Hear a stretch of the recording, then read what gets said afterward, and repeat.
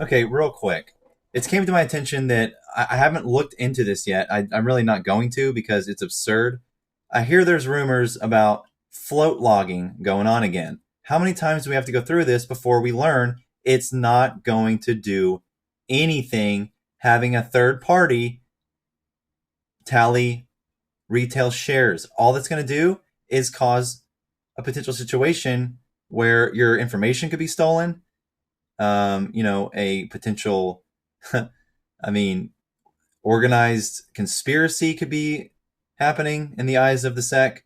Just don't do it. If anyone is on Twitter pushing a float logging anything, they're a shill. And there's no reason to be doing that.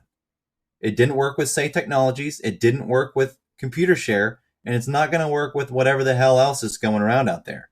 Now, I'm usually the guy that takes the hit by discussing the reality of these situations when they happen. So I'm trying to just nip this in the bud before it even gets going.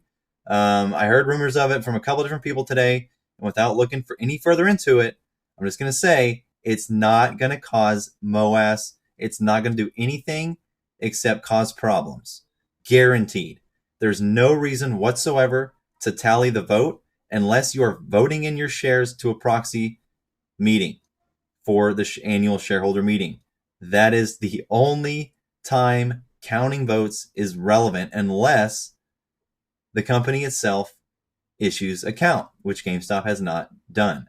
So please learn from past mistakes. Nothing retail can do ever will ever cause MOAS. Not anything we can do. None of it. So just keep that in mind, everyone. Much love and have a good one. And haters out there, go fuck yourself.